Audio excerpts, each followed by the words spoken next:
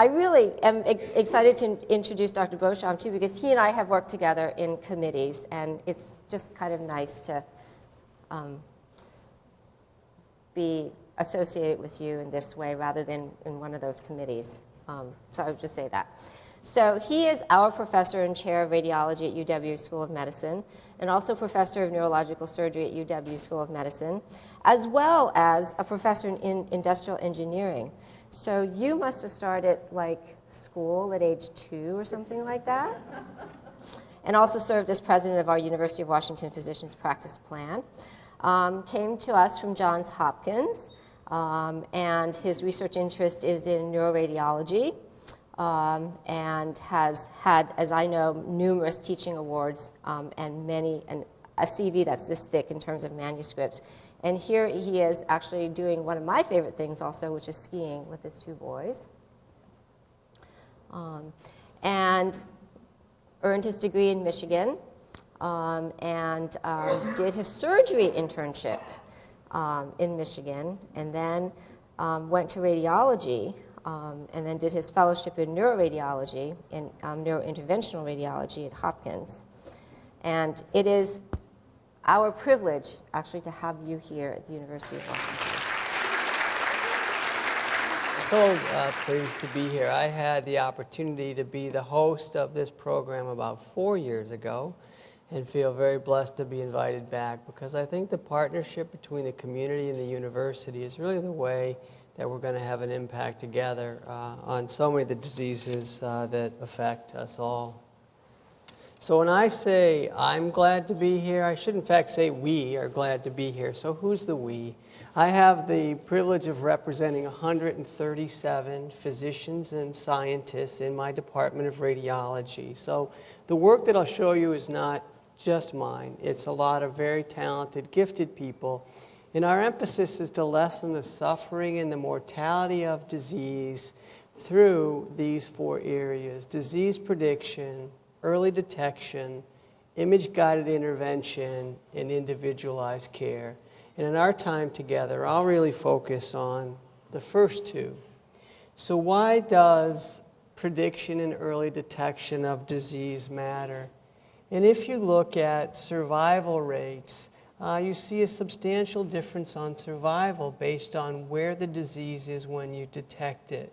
So if you detect it when it's very local, then people survive out to 5 years, a much greater time than if the disease is metastatic. And so the effort in imaging is to try to detect the disease as early as possible. The other part of that, as you know, is there's so many people in our nation that struggle to have access to health care. And part of that is the rising cost of health care. So not only is the likelihood of survival much higher if you detect disease earlier, but the ability to provide the treatments that bring the cures also is much less. So it's really that combination of survival and making sure there's enough resources. But on a personal level, and here's a picture of my grandmother, it really is early detection, whether it's for cancer, stroke, or dementia, helps preserve the people that are so important to us: family, friends, and neighbors. And so that's one of the reasons I'm particularly passionate about our work. And when we think about neighbors, you can look at this slide here, which is what's expected to happen between 2010 and 2020 in the 13 counties that surround us when you look at rates of cancer growth. And what you can see is double-digit growth in the incidence of cancer over the next decade. So we want to be very focused in trying to bring early detection so that we can do the intervention to prevent these disorders. Now, it's certainly not easy. We're blessed to have these great scientists that are doing the early detection, and it's quite complex, and some of it's genetics, some of it's habits, diet, smoking, environmental. In my department, what we try to do is go at it with a multifocal, multi-dimensional approach. Okay, when this says PET, this isn't animals, it's positron emission tomography. It's MRI. It's looking at outcomes and looking at the integration between imaging, treatment, and outcomes. Now, to teach you all about this, you have a couple of options. We have a 3-term course that we put on here with the Department of Bioengineering. Here are the courses, and you can see they go across a large spectrum of courses. But what I was actually told is that this very learned group could probably get all of this in about half an hour, all right? So what I'm going to try to do is take you through this in half an hour, all right? Now, so what are my objectives? Well, as was stated, technologies are evolving that transform early detection. I'm going to demonstrate some of the ways we're pushing that envelope. I'll share with you the spectrum of approaches being applied, but rather than cover all of them, right, there's that parable, it's better to teach someone how to fish, right, than give them a fish. What I'll show you really is the iterative method by which we try to discover new approaches to diagnosing disease. Now, I'm a big fan. Medical school has a huge amount to learn, as you are learning. So I like memory cues. So another way to summarize what I'm going to talk about, all right, are the 4 F's, right? Forget the PH part. It's frame, function, flow, and physics. All right, audience participation, the 4 things are? Frame, function, flow, physics. Perfect. So let's march through those 4 things. We'll start with frame, which really mentions structure. So we'll do a brief review, all right? So when we think about x-rays, if I did a finger puppet, that's fundamentally what an x-ray is, right? If that's an x-ray source here, it hits a light and it creates the shadow, which is my hand, okay? And when you look at this image here, if we're thinking about cancer, this is what a cancer looks like, and that's x-ray, and that's frame. It gives you structure of what the cancer looks like. Now, the challenge is, I'm a neuroradiologist. If I want to learn more, here's another x-ray. Here's the skull, right? This is where the ear would sit. There's a little density here inside the skull. Does that tell you enough about what's going on if you're trying to figure out, well, I have a problem with my brain or a structure? It really doesn't. So one of the things that was developed was, instead of just taking a point source, why don't you march the point source around the object? Does it make sense? So an x-ray from here, from there, from there, from there. Reconstruct the picture, okay, using what's called a CAT scan. And I'm sure most of you have heard of a CT scanner, right? So here's the object, and you send an x-ray in here, here, here, and here, and you can make a really helpful image, okay? So here's the x-ray, here's where the person's eye is, they're looking forward, and you go from there's a dot of calcium to actually seeing, here now we're looking, here's the patient's eyeball, here's all normal skull, and what I can see is there's actually a mass, and we need to treat this mass. And so by going from x-ray to rotating x-ray, you start to be able to see structure better. Now that's really quite good, but this, as was pointed out, radiation, you want to try to minimize it. Also, you'd like to get more detail. So one of the things people realized is, what are we mostly made up of? Who knows? Structurally. Water, right? We're made up of a lot of water. So what if I take a tuning fork and I hit it and it's 128, and you're holding a 128 and you're holding a 256, right? Yours will start to shake and shimmer. Yours will not. Exactly right. Thank you. And so what you can do with MR is I can send in a pulse, and I can make the proton send me a signal back without radiation, but just a radio wave, and I can create an image. And this is a picture with MR. And so here's a CT scan here, here's an MR, and this nicely shows you a tumor called an acoustic schwannoma. So you can see we're marching through better and better, looking at frame, if you will. And ultimately, the goal would be one day to get to the rice, right? Which, again, is a perfect analogy. And MR and CT start to move you down here. And so a lot of our work is, how do we get closer to smaller and smaller structures, okay? And so with MR now, we're starting to push down to the 10 micron level, okay? And this is a little 10-day-old rat fetus, okay? And you're starting to see, here's the rat's mouth, here's their brain developing. And the point is, as you get higher and higher resolution, you can detect disease earlier and you can start to heal. So audience participation, what do you think we're looking at here? Does anybody know? Okay, so I'll orient you. This is a bladder, and this is a little baby kind of lounging in the uterus, right? Here's the eyeball. Here's the bladder. The baby is about to have to go potty, right? And what you can see here, if you saw enough of these, is there's a fluid collection. And this fluid collection, if you don't drain it, the baby will come out severely handicapped. But now, because you can see it, you can drain it, and you can start to treat earlier and earlier. So I get very excited about frame as we push further and further down, but it's not enough. We need to do better, okay? And that takes us to the next F, right? So let's go through it. Frame, second one, function, flow, and physics. Perfect, great. So function, when I think about function, I talk about physiology, okay? And I'm sure you've heard a little bit about that. Now, I grew up on a farm, so another way I think about the importance of function is I use farm animal because it starts with F, right? But I grew up by Muskrat Lake, all right? So when I would drive by every once in a while, you'd see a muskrat, all right? Now, if I saw this muskrat, I wouldn't know if the muskrat's alive or dead, right? Because I'm driving by the muskrat. If I go by the next day, I see a muskrat, same place, maybe alive, maybe dead, I don't know, right? A week later, he's still there, I'm suspicious. A month later, the muskrat starts to decay, the muskrat is dead, okay? Well, when you think about that, it took me a month, now maybe I wasn't the cleverest farm kid, others might have figured out sooner, is by just looking at frame, you can't tell early enough is something alive or dead. Okay, so that's the muskrat analogy, if you will, and a lot of what we do when we look at with MRCT or X-ray is we look at shape. Is it changing, right?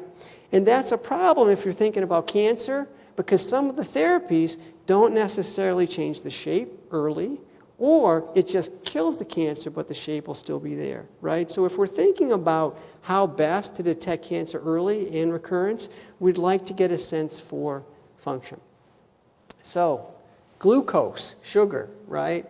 Sugar is such a nice marker if something's alive or dead, right? If I could see day one, right, the muskrat was eating sugar, muskrat's alive, easy enough, right?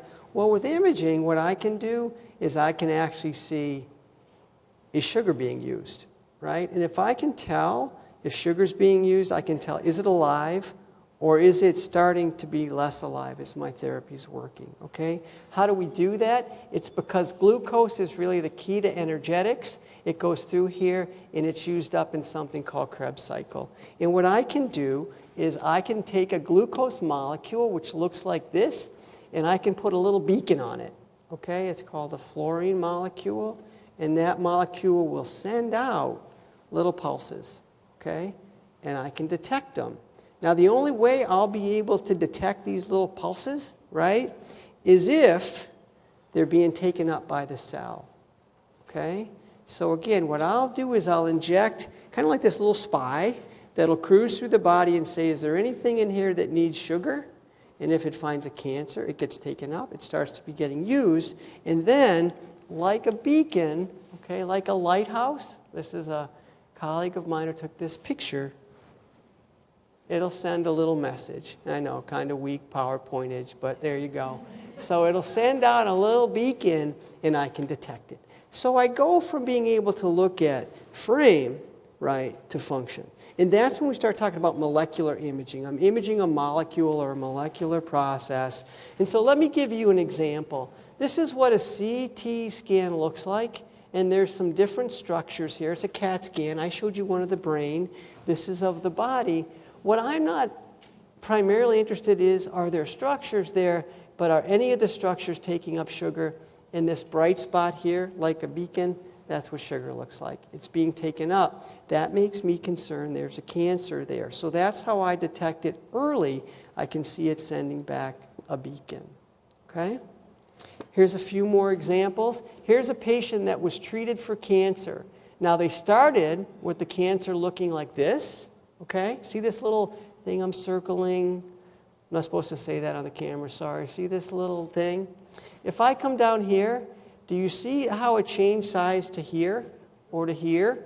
My hope is most of you say, yeah, kinda, but I'm giving you the benefit of the doubt, right? Well, what in fact I would tell you is that from here to here, the cancer was eradicated. It was killed, but it stuck around. What I could do with my PET scan is I can say, is there any abnormal uptake of sugar here? And I can see that there wasn't. Those are all normal structures. And here's just a final example.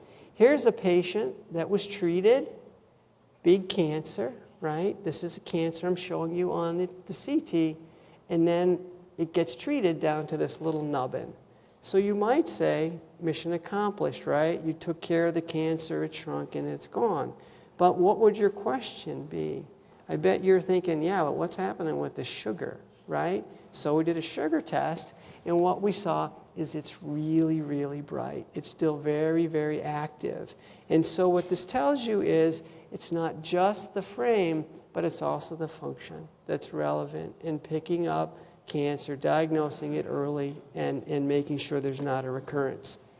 Now, one approach to this is to look at glucose, but wouldn't it be great if you could take a number of different physiologic processes, right? Like we heard from Dr. Britnall, one of the things that she looks at is DNA and its proliferation. Well, we've actually developed another beacon that looks at cellular proliferation called fluorothymidine. That was developed here. So we can send that in and see, are any of the cells proliferating? And for each of these different processes that occur with cancer, we've developed different beacons that we can send in that will course through the body, find out if there's a place where the process is occurring, and it sends a message back. Okay? So when we think about function, this is how we look at it. And this is just what our lab looks like, where we develop it. And we've made it available now so that we can distribute it. And then what we do is we iterate. So you come up with this new approach, but then you say, can you do better? And so you then say, with these beacons, can we push further down to look at things smaller and smaller? So then it's a combination of both frame and function and making things smaller. And so we have our own little lab where we image mice. And this is our development. This is like the next generation of seeing things smaller. So again, developing the beacons and the techniques to see things earlier. So far, does it make sense going from fame to function? Okay. You'll see I'm a check with the audience kind of guy. Hopefully that's not too annoying, but you're kind enough to be here. I want to make sure that I bring you along. Audience participation. So cancer uses a lot of sugar. What organ in our body really loves sugar? The brain. Beautiful. Perfect. Exactly right. So do you think you can image processes that affect the brain with this same beacon? Absolutely you can. And that's one of the exciting things is you come up with a tool and it works really well with one system, and then you look at other systems. And so here's just an example of how you can detect Alzheimer's disease really early. You can look at how does the brain use sugar, okay? And so here, all the bright spots are sugar being used in the brain. This is a picture looking from the top down. So this would be the patient's left side and right side. And do you see a difference between this patient here and this patient here with AD, which stands for Alzheimer's disease? You'll see a difference in the amount of yellow, okay? And it's yellow is where the beacons are going and there's no activity in here, okay? So when we think about early detection, another way to do that is to send these beacons not only after cancer, but the use of sugar in the brain, all right? And so that's another approach with early detection. Let's talk about one more example of function, and that's looking at molecules. So as you're here and I'm talking, when I put this slide up, you look at the slide, and what happens is the part of your brain that sees images, if you will, that processes your occipital lobe, suddenly the blood flow goes more to there, okay? Which is kind of cool. And then you'd say, well, can you image that? Well, the answer is yes, you can. Because what happens is as you get that burst of more blood flow, you get more oxygen, and so that part of the brain, using MRI, will give you back just a little bit more signal. Okay? a little bit more signal. So what's the relevance of that? The relevance of that is that I can show an individual in an MR scanner different pictures, and I can see what parts of the brain are involved with processing those parts. Okay, so we're looking at the molecule called deoxyhemoglobin. Okay, now the benefit of that is, what if I have a patient who has a tumor, right? Here's a patient who has a tumor, and I want to remove this tumor. Well, wouldn't it be really great if I could say, well, what functions are by the tumor? And how do I navigate around those functions, get the tumor out, and preserve the functions? And so by being able to look at the molecules that are involved with processing, I can localize where vision is, and I can use that as a way to navigate to safely remove the tumor. So that's another example of looking at molecules to do both early diagnosis and approach. So frame, function, now we'll do, perfect. You guys are great. See? You just saved 2 terms of that 3-term course. All right. So flow. One of the things we talked about is sending in these beacons. The beacons would go to the cell, and you get a sense for how is the cell using energy. So let's take the case of Alzheimer's disease. Right? One of the things we see is that some of the cells get metabolically less active. But what's the other thing that we think might be affected with Alzheimer's disease? Signaling speed, right? How one neuron talks to another neuron talks to another neuron. So is there a way to image that intercellular communication? Well, it turns out there is. And it's one of the things that we've developed in our lab here, is a way to track how effectively one neuron talks to another. We're doing it right now in an animal model where you inject a little bit of magnesium into the nasal passage. Okay, the little mouse goes, right, like a little mouse would. And then what happens is you can actually track and see how quickly the magnesium, this is a young mouse, and as the mouse gets older, how quickly and how far back, this is front, and this is back of the mouse brain, how quickly the magnesium travels further back into the brain. And what you see is, as the mouse ages and some of those fibers don't transport as well, you can detect differences. Okay?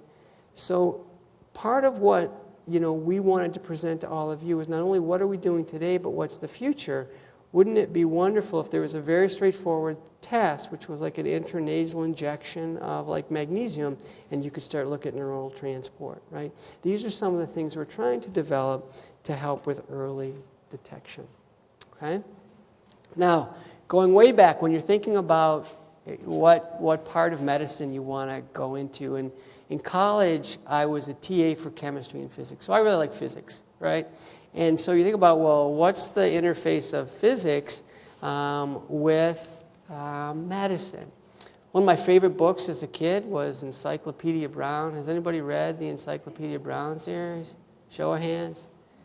It's a great series, right? And if you haven't read it, if you've got children or grandchildren, get these books. They're great.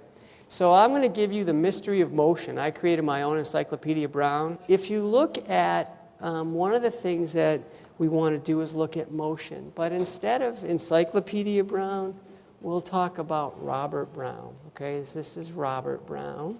And what did Robert Brown do? Well, instead of using a magnifying glass to look at the baseball to solve the mystery, he used this magnifying glass. Does anybody know what Robert Brown looked at?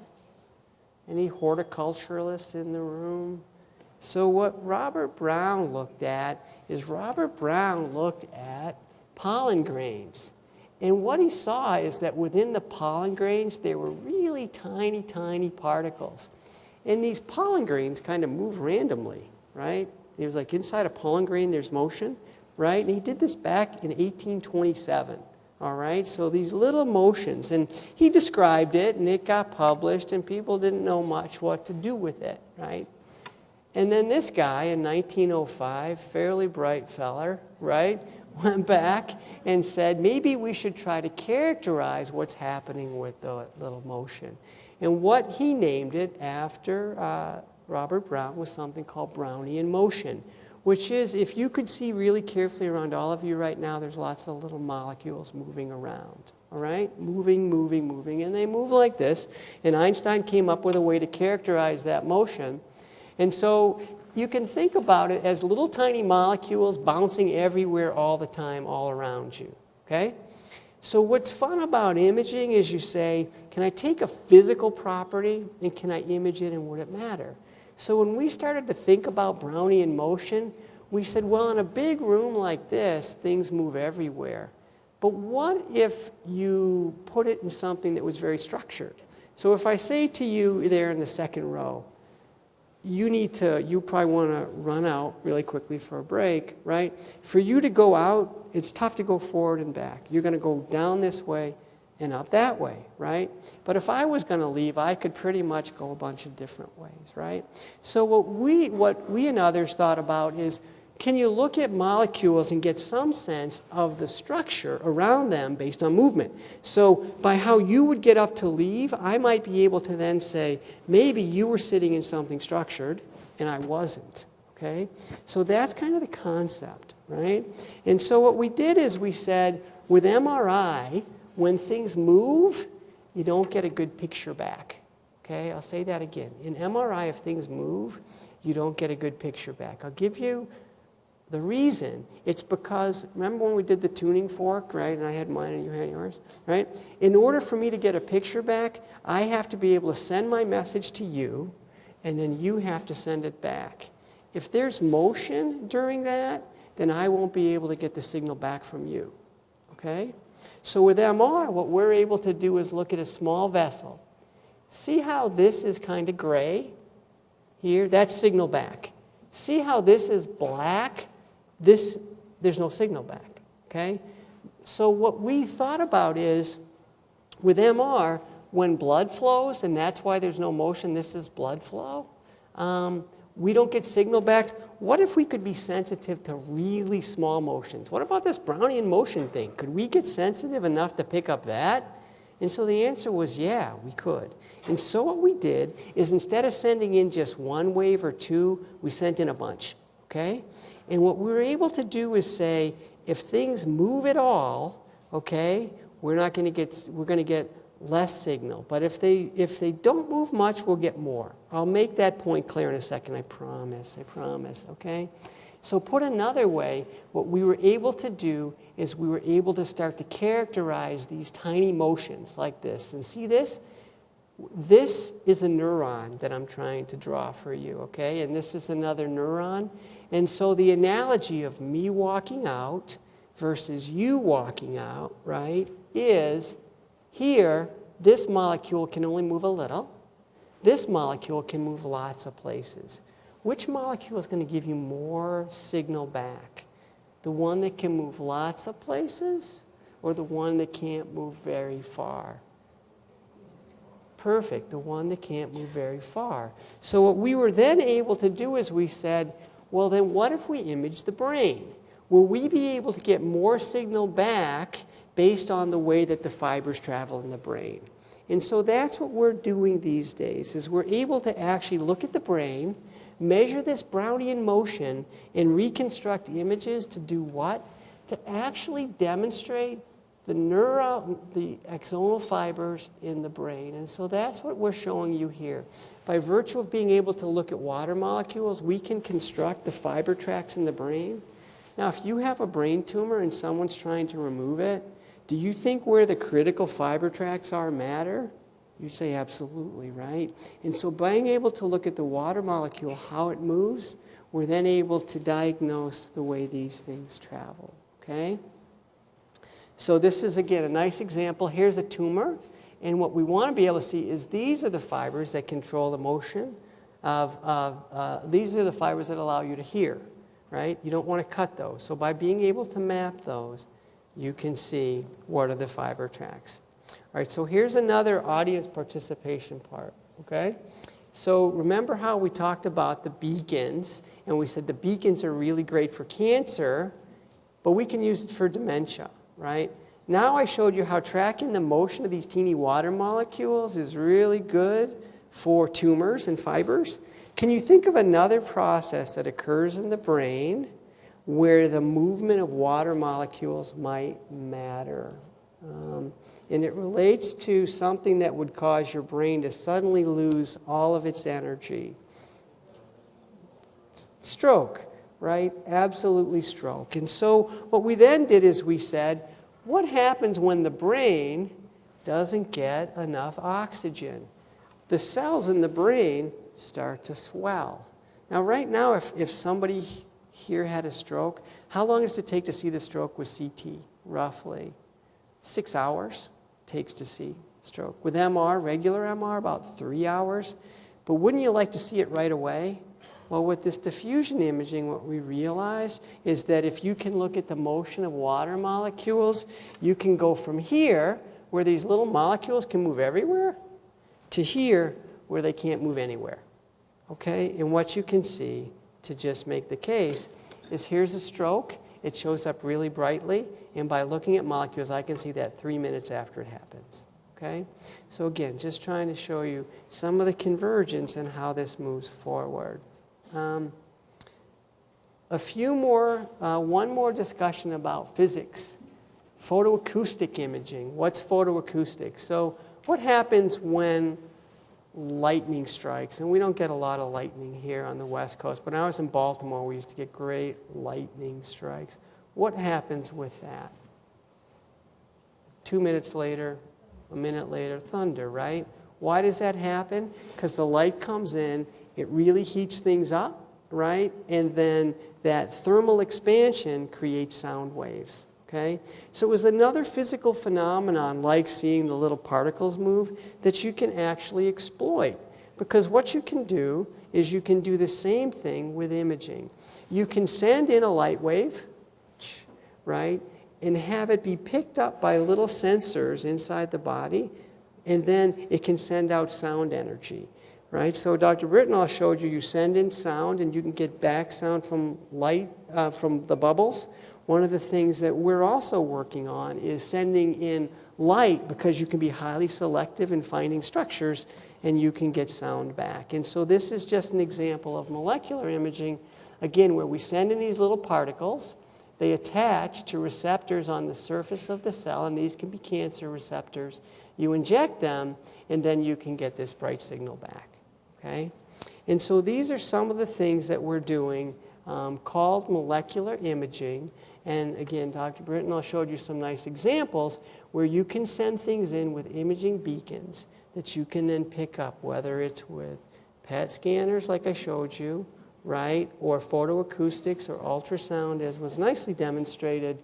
And it really is going to be a big direction in the future. So as scientists show us what proteins are the important ones in cancer, we can then come up with tracers with a beacon.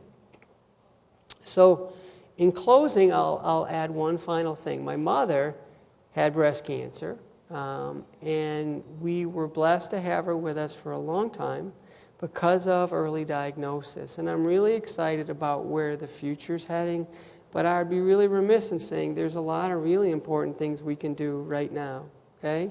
So the one thing that, is an important opportunity is yearly mammograms starting at age 40 and continuing for as long as you're in good health. And then clinical breast exams about every 3 years for women in their 20s and 30s, and every year for women 40 and over, okay? So please take that. And this is a mammogram, low tech, but very helpful. So in conclusion, imaging plays a key role in lessening the impact of disease on family, friends, and neighbors. Early diagnosis and prediction is a central part of our effort. Frame, function, flow, and physics are some of the guiding things that get us there. And as I think we showed you, once you find an application, then you repeat the process and find a new application. So thank you very much for your attention.